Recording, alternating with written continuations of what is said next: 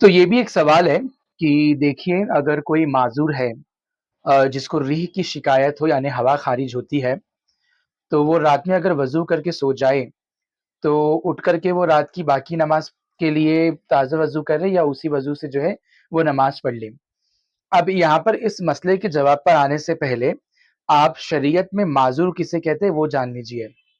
देखिए, किसी इंसान को कोई ऐसी बीमारी या किसी ऐसी चीज़ की शिकायत हो, कि जो आम तौर पे जो है नाक़िस वज़ू है, यानी वज़ू को तोड़ने वाला हो।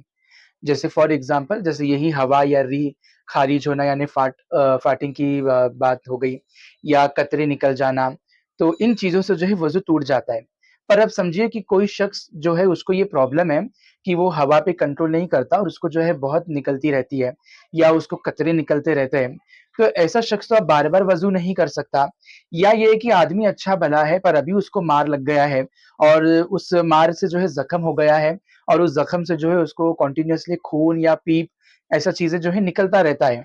तो ये आम तौर पे तो वज़ू को तोड़ रहा है, पर उसको जो है ये कब लगातार चालू ही है, तो वैसा शख़्स भी जो है माज़ूर हो जाता है।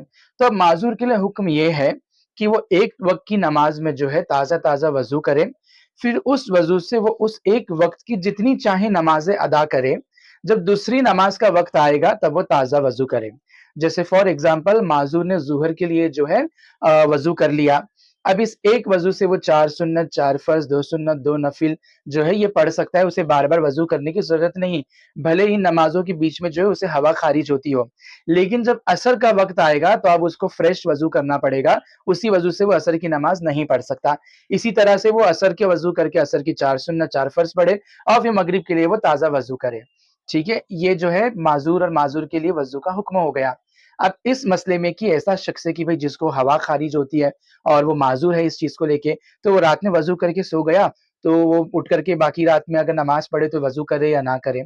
तो मैं आपको एक बात बताऊँ, देखिए नींद जो है ना नींद, नौम फ़ी नफ्स ये नाक़िस वज़ू नहीं है। क्या मतलब?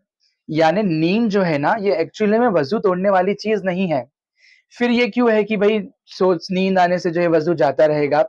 तो बात दरअसल ये है कि जब हम सो जाते हैं तो देखिए आप भी जानते हैं कि हम कितने अनकॉन्शियस हो जाते हैं और बदन ढीला पड़ जाता है, पूरे हमारे बॉडी पार्ट्स ढीले पड़ जाते हैं। तो इसमें इम्कान ज़्यादा है कि भई आदमी हवा ख़ारिज करेगा। तो इसीलिए जो है क्योंकि आप इतना सो गए तो कहा जाता है कि आपका जो है वज़ू जाता रहा और आप जो है वज़ू करें।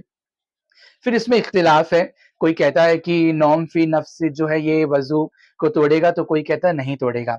तो अब जिनके नज़दीक ये वज़ू तोड़ेगा, तो माज़ूर के लिए भी ये है कि वो ताज़ा वज़ू करे और जिनके नज़दीक ये है कि वो वज़ू नहीं तोड़ेगा, तो माज़ूर जो है, वो उस वज़ू से नमाज़ पढ़ सकता है।